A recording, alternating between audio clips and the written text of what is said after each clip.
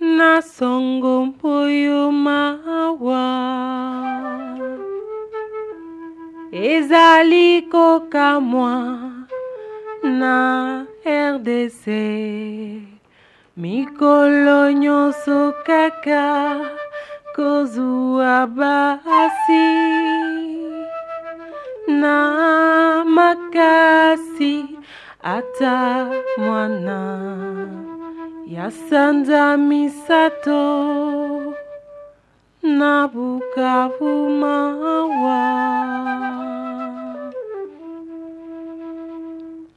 Les enfants de... C'était à 4 heures du matin.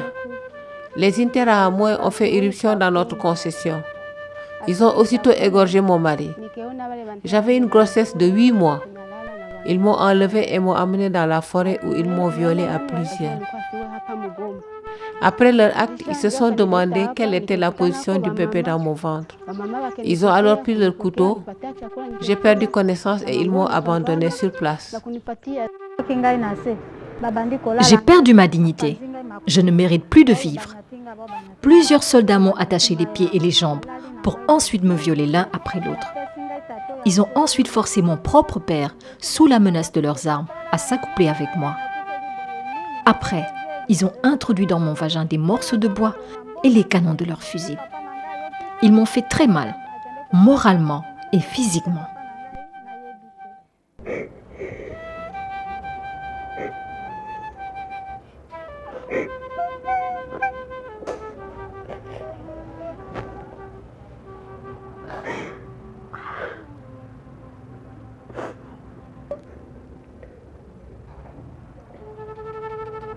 Un groupe de gens qui sortaient de Bandundu venaient, ils s'est vêtus de blé comme ça et ils sont venus m'attaquer.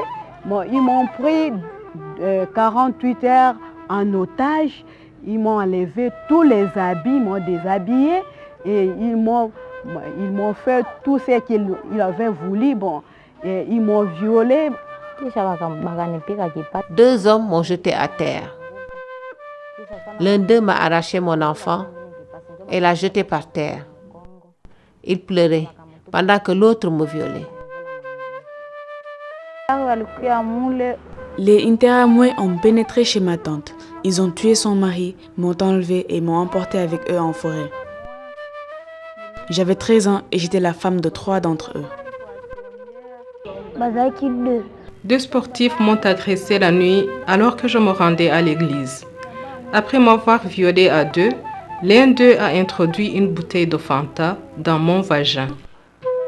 Na RDC mawa. Horreur en République démocratique du Congo.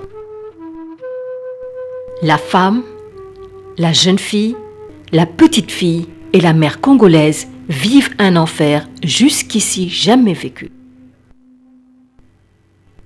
Si les violences sexuelles furent utilisées par les soldats ennemis sur les populations féminines de ce pays pendant la guerre, les Congolais en uniforme, policiers et militaires, ont bien retenu la leçon et l'ont eux aussi bien appliquée, mais sur leurs propres sœurs congolaises.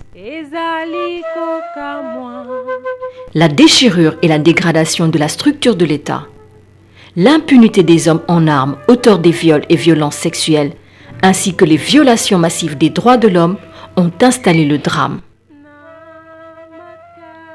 Aujourd'hui, le phénomène troublant du viol et des violences sexuelles a gagné les civils dans les grandes villes comme dans les campagnes. Et partout dans ce grand pays, les victimes, femmes, mères, filles et petites filles sont traumatisées, souvent rejetées. C'est tellement catastrophique que, humainement parlant, on ne peut plus expliquer ça.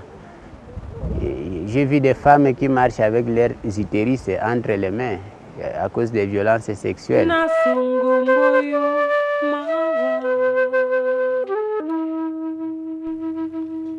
Au commencement, la guerre. D'abord, les luttes armées interethniques de 1993 au Rwanda voisin. Conséquence, un afflux massif de réfugiés rwandais en RDC. En 24 heures seulement, plusieurs milliers de personnes se sont déversées ici à Goma, capitale du Nord Kivu, pendant qu'Otan gagnait Bukavu, capitale du Sud Kivu. À ces déplacés, se sont mêlées les troupes des ex-forces armées rwandaises et des Interahamwe, milices Hutu du défunt président rwandais Habyarimana. Quelques années plus tard, les guerres de 1996 et 1998 ont entraîné la présence de plusieurs troupes étrangères, la création de milices de tous bords.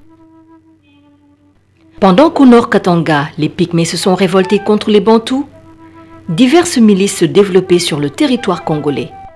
APR, MLC, FDD, ANC, FAC, RCD, Mai Mai, Pygmée, Interahamwe, ainsi que des mercenaires et bandits de toutes sortes alliés aux évadés de prison, aux déserteurs des différentes armées. Cette situation chaotique a endeuillé les populations, accentué la misère en RDC, tout en semant le trouble et le traumatisme chez les enfants, filles et garçons, les femmes et les personnes du troisième âge. Mais le summum du phénomène des violences sexuelles en RDC, c'est l'horreur qui accompagne souvent ces actes. Si on vous trouve même comme je suis ici, on commence à te couper petit à petit jusqu'à ce que ça va se terminer. Et puis on mange les gens sans même griller, sans même préparer. On mange sec comme ça, comme je suis. Si on te coupe la mamelle ici, on mange ça. Si on te coupe les sexes des femmes, on mange. Dans ce pays, en moyenne, 1200 Congolais meurent chaque jour. Ils ne meurent pas, malheureusement, devant les caméras de télévision, comme cela se passe ailleurs, mais ils meurent loin de tout, dans les bois. Cela signifie qu'ici, en RDC, nous avons l'équivalent d'un tsunami asiatique tous les 6 mois. 4 millions de personnes ont péri au cours des 6 dernières années, et d'autres continuent à périr malheureusement à travers le pays tout entier. Pas seulement dans l'Est où il y a le conflit, mais aussi dans l'Ouest. Face à une situation si catastrophique, certaines ONG ont travaillé dans la discrétion et dans la peur pour lutter contre les violences sexuelles en République démocratique du Congo. Avec les moyens du bord, elles ont encadré les victimes en leur fournissant des aides pour les besoins les plus urgents. Aide médicale, psychosociale, aide en nourriture et en habillement. Mais en 2003, dans une coalition sans précédent, les agences de Nations Unies, les ONG, la société civile et le gouvernement congolais ont mis en place un programme multisectoriel interagences de prévention et de réponse aux violences sexuelles en RDC.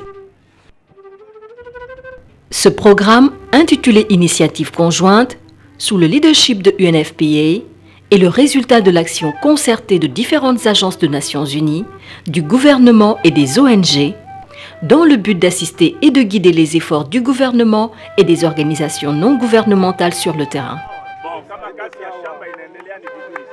L'initiative conjointe est un système holistique d'encadrement et d'assistance aux victimes des violences sexuelles en RDC.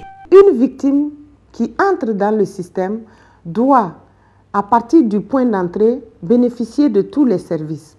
Si elle est rentrée par un centre de santé, après les soins médicaux, il faudrait qu'elle ait une prise en charge psychosociale et qu'elle ait une assistance judiciaire si elle décide de porter plainte, et elle est encouragée à cela, et qu'elle puisse également, si c'est une victime qui a été spoliée de ses biens ou qui, à cause de la stigmatisation, a dû quitter sa zone de résidence habituelle, ce qui la vulnérabilise, il y a la réinsertion.